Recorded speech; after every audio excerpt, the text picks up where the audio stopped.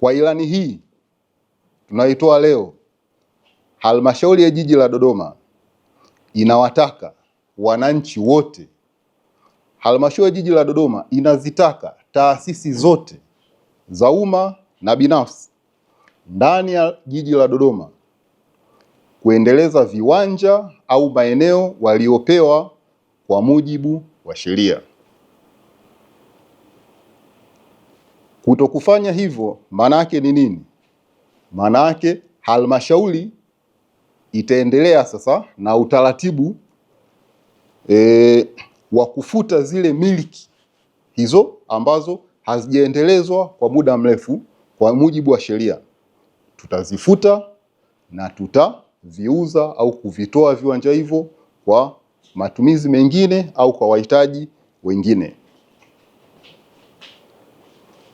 Sambamba na hilo, napenda niongelee jambo lingine la msingi. Kumekuwa na tabia ya baadhi ya watu ambao wanamiliki aidha viwanja kihalali au hata ambao wamiliki viwanja kihalali kuanza ujenzi kinyume na taratibu. Kwa yeyote katika jiji la Dodoma atakayekutwa au anayekutwa akifanya maendelezo ya kudumu ya ujenzi wa majengo au kitu chochote kile bila kuwa na kibali cha ujenzi, huyo anafanya kosa kwa mujibu wa sheria, na halmashauri itaendelea na zoezi la ubomoaji wa ukiukaji huo wa sheria. Hapa naomba nirudie, halmashauri itaendelea na ubomoaji wa maendelezo hayo kwa mujibu wa sheria. Na katika hili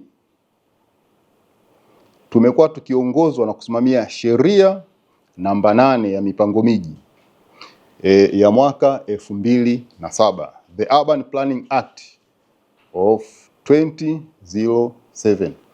Hii nimehitaji kwa sababu kuna watu sheria isipotajwa kwa Kiingereza yani inaonekana haifanyi kazi. Ikitajwa kwa Kiingereza watu ndio wanakuwa attention kwamba hii sheria ipo.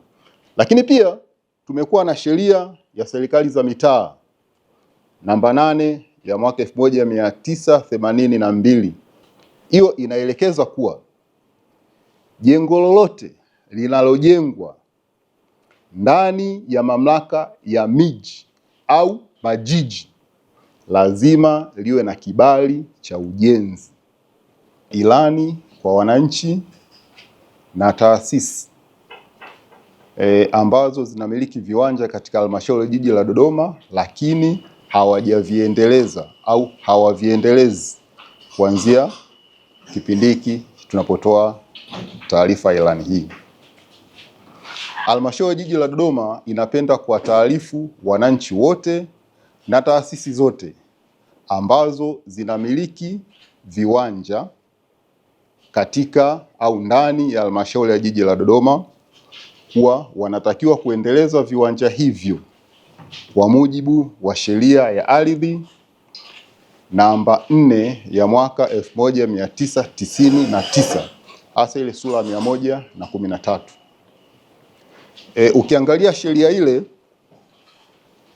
inawataka wananchi wote, taasisi au kikundi cha watu, yaani yeyote ambaye anamiliki kiwanja katika jiji la Dodoma kuendeleza viwanja hivyo ndani ya muda usiozidi miezi 36 tangu anapopewa kiwanja hicho au anapomilikishwa kiwanja hicho.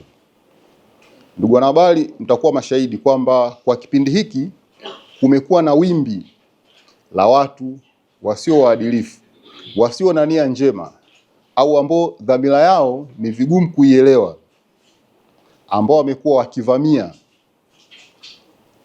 baadhi ya viwanja ambavyo havijaendelezwa.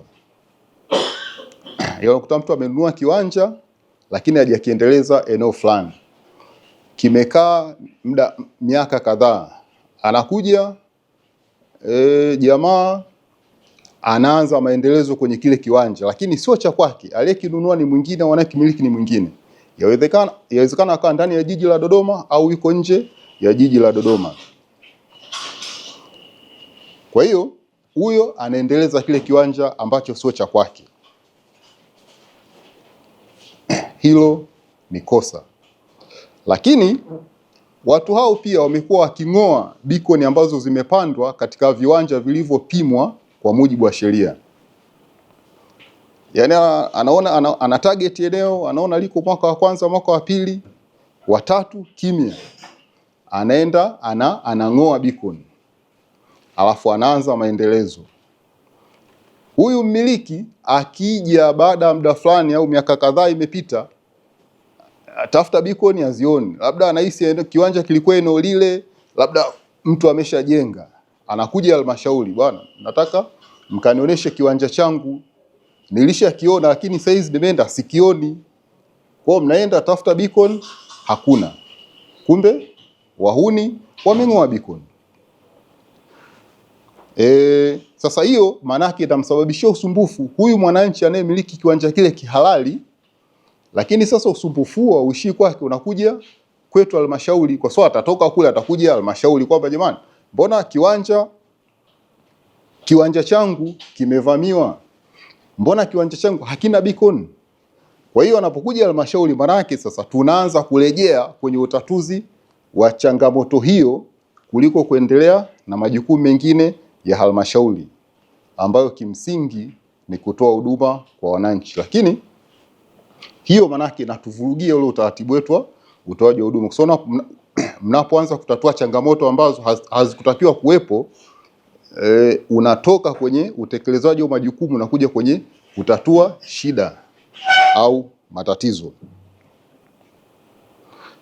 Lakini vile vile limeibuka wimbi la baadhi ya watu kwenda kuvamia au kuhamisha mipaka ya viwanja halali vya watu.